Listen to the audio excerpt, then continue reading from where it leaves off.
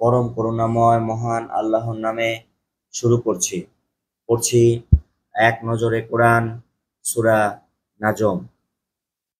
নাজিলের ধারাবাহিকতা তথা কোন সূরার পরে নাজিল হয়েছে তা বিবেচনায় এটি 23তম সূরা। এর আগে সূরা ইখলাস ও পরে সূরা আবাসা নাজিল হয়েছে। তারতিব ফিল মুসহাফ। বর্তমান কোরআন মাজিদের বিন্যাস অনুযায়ী এটি 53 নং সূরা। এর আগে আছে সূরা তুর ও পরে সূরা কমার। মাক্কি যুগের মাঝামাঝিতে এই সূরাটি নাজিল হয়েছে। সূরা নং 53, আয়াত 62। এটি মাক্কি সূরা। নাজম শব্দের অর্থ ধীরে ধীরে নাজিল হওয়া, আবার বিশেষ্য হিসাবে এর অর্থ নক্ষত্র, আকাশের তারা। সূরার 1 নং আয়াতে শব্দটি ব্যবহৃত হয়েছে, সেখান থেকে সূরাটির নাম রাখা হয়েছে সূরা নাজম। কুরআন নাজিল প্রসঙ্গে আল্লাহর অবাধ্যদের পরিণতি, মুশরিকদের সংশয়পূর্ণ মনোভাব, কুরআন শুরু শেষ সম্পর্ক। আল্লাহ তাআলা সূরা নাজমের শুরুতেই রাসূল ও কোরআনের ব্যাপারে বলেছেন, সে অর্থাৎ মুহাম্মদ সাল্লাল্লাহু আলাইহি সাল্লাম এই কোরআন মনের খায়েশ থেকে বলে না, এটা কেবল সেই পয়গাম যা তার কাছে পাঠানো হয়। তবুও কাফিরের দল রাসূলের কথা মেনে নেয় না। এই প্রসঙ্গে সূরাটির শেষ অংশে আল্লাহ তাআলা বলেন, এই বার্তা কি তোমাদের কাছে আজব মনে হচ্ছে, আর শিক্ষা গ্রহণ না করে খেয়াল তামাশায় মজে আছো? এই সূরার আগের সূরা হলো সূরা তুর, যা শেষ হয়েছে আল্লাহ তাআলার এই বাণী দিয়ে, আর তার পবিত্রতা বর্ণনা করো রাতের বেলা ও ফজরের সময়, যখন তারকারাজি দৃষ্টির আড়ালে চলে যায়। আর সূরা নাজমের শুরুতেও পাওয়া যায় তারকারাজির কথা, শপথ নক্ষত্রের, যখন তার পতন ঘটে। আল্লাহর রাসূল সাল্লাল্লাহু আলাইহি সাল্লাম এর নবুয়তের 5 বছর কেটে গেছে। এই লম্বা সময়ে ঘরোয়া পরিবেশে আর বিশেষ বিশেষ বৈঠকে কোরআনের বাণী শোনাতে পেরেছিলেন তিনি, কিন্তু সব মানুষকে একত্রিত করে অর্থাৎ সামষ্টিকভাবে কোরআনের আলোচনা করার সুযোগ পাননি। এর কারণ মক্কার মুশরিকদের বাধা। নবীজি যখনই কোনো দল বা গোত্রকে দাওয়াত দিতে যেতেন, তখনই কুরাইশরা সেখানে ঝামেলা শুরু করে দিত। এমন হট্টগোল করত যে কিছুই কিছুই শোনা যেত না। রাসূলের ব্যক্তিত্ব ও মানুষের উপরে কোরআনের প্রভাব কেমন তা কুরাইশরা ভালোভাবেই জানত। তাই তারা রাসূলকে পাগল, বিভ্রান্ত, পথভ্রষ্ট ইত্যাদি বলে বেড়াতে লাগলো। ওরা এও দাবি করত, এই কোরআন সে নিজে নিজে বানিয়ে বলছে। যাই হোক, সেই বছর একটা সুযোগ এলো। একটা জনসমাবেশে নবীজি বক্তৃতা দেওয়ার সুযোগ পেলেন। এই সমাবেশে মুসলিম কাফির সব ধরনের মানুষই উপস্থিত ছিল। তিনি এই সূরাটিকে বক্তৃতা আকারে সকলের সামনে পেশ করলেন। এরপর যখন সাজদার আয়াত এলো, তখন সাজদা করলেন। আর তার সাথে সাথে উপস্থিত মুসলিম কাফির সকলেই একযোগে আল্লাহর উদ্দেশ্যে সাজদায় লুটিয়ে পড়ল। মূলত কাফিরদের এরকম নানামুখী বিরোধিতার আলোচনা নিয়েই এই সূরাটি নাজিল হয়েছে। ওরা কোরআন ও নবীজির বিষয়ে যে আচরণ ও নীতি অবলম্বন করেছিল, সেই নীতির সমালোচনা ও সে ব্যাপারে সাবধান করে দেওয়া হয়েছে। মিরাজে গিয়ে রাসূল পাক সাল্লাল্লাহু আলাইহি সাল্লাম বড় বড় অনেক নিদর্শন দেখেছিলেন, আর চোখ ভুলে কিছু দেখেনি। আর তার উপর যে ওহী এসেছে সেটাও তার মন গড়া কিতাব নয়। সূরার শুরুতে আল্লাহ এসব কথা জানিয়ে দিলেন। মুশরিকরা নিজেদের জন্য মেয়ে সন্তান পছন্দ করে না, অথচ তারা দাবি করে ফেরেশতারা আল্লাহর মেয়ে। নাউযুবিল্লাহ। আল্লাহ তাআলা আগেকার নবীদের উপরে বেশ কতগুলো কিতাব নাজিল করেছেন। সেই সকল কিতাবের সারাংশ হচ্ছে আল কোরআন। ফজিলত। ইবনু আব্বাস রাদিয়াল্লাহু তাআলা হতে বর্ণিত, তিনি বলেন, একবার নবী করিম সাল্লাল্লাহু আলাইহি সাল্লাম সূরা নাজম তেলাওয়াতের পর সাজদা করেন।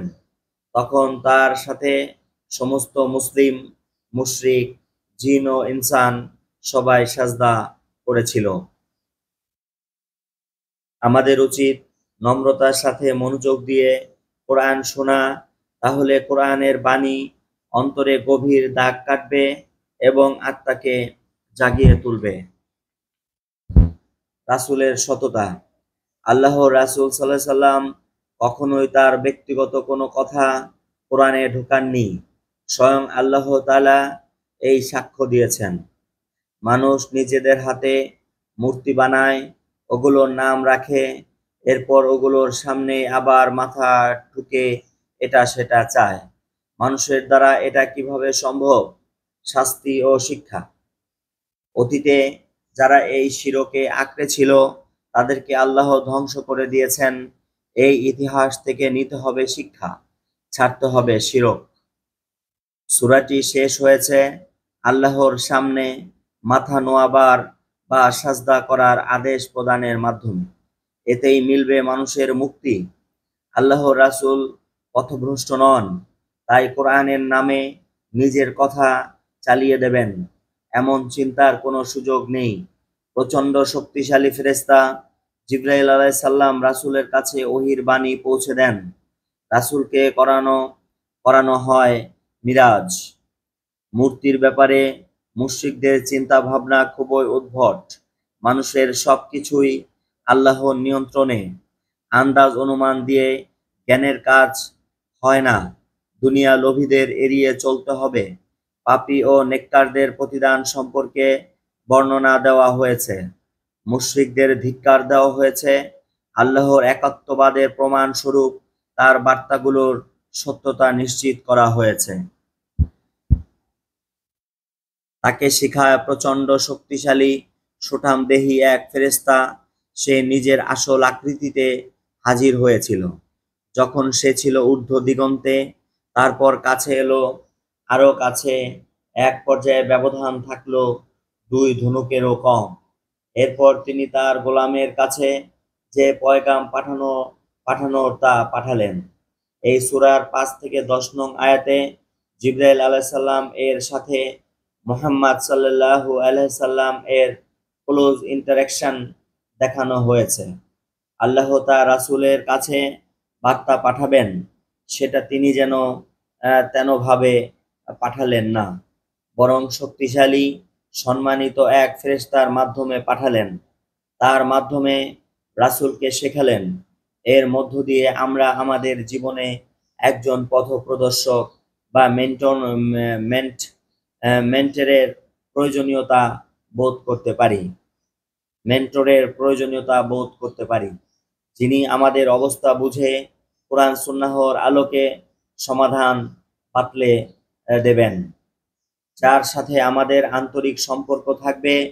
ভালো মন্দ সকল পরিস্থিতিতে তিনি আমাদেরকে সঠিক উপদেশ দিতে পারবেন। এই সূরার শুরুতে নক্ষত্ররাজির শপথ করে বলা হয়েছে, রাসূল পাক সাল্লাল্লাহু আলাইহি সাল্লাম এর পথ হারাননি এবং তিনি ভুল পথও বেছে নেননি। তিনি আল্লাহর পক্ষ থেকে ওহী পেয়েছেন। এর পেছনকার কারণ খুঁজলে দেখা যায় ওহীর সাথে আকাশের তারাদের দারুণ একটা মিল আছে। তারকারাজি হলো আকাশের সৌন্দর্য, আর ওহী হলো জমিনের শোভা। জমিনে যদি নবী রাসূলরা ওহীর জ্ঞানকে ছড়িয়ে না দিতেন, তাহলে অজ্ঞতা মূর্খতার ঘুটঘুটে অন্ধকারে ঢেকে যেত দুনিয়া। ঠিক যেমন করে তারাহীন অমাবস্যার রাত নিকষ কালো আধারে ঢাকা পড়ে। এখান থেকে আরেকটা বিষয় বুঝে আসে, ওহীর জ্ঞান থাকলে মানুষ হয় আলোকিত, আর ওহীর জ্ঞান শূন্য হলে মানুষ আর মানুষ থাকে না। মানুষ হয়ে যায় পশুতুল্য বা তার চেয়েও জঘন্য। যেমনটি আমরা কোরআনের অন্য সূরাতেও দেখতে পাই, যেমন সূরা আরাফের 179 এবং সূরা ফুরকানের 44 নং আয়াতে। নবী করিম সাল্লাল্লাহু আলাইহি সাল্লাম সম্পর্কে সূরাটির 3 থেকে 4 নং আয়াতে বলা হয়েছে, সে নিজের খেয়াল খুশি মতো কথা বলে না, যা তার কাছে নাজিল করা হয় তা ওহী ছাড়া আর কিছুই নয়।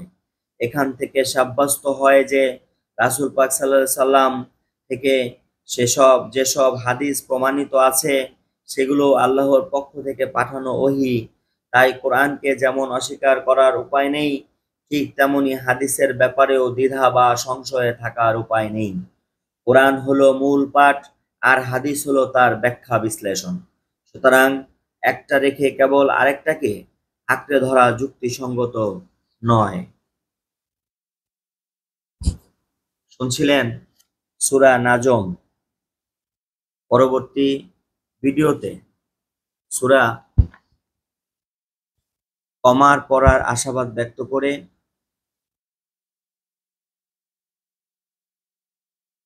আজকের ভিডিও এখানেই শেষ করছি।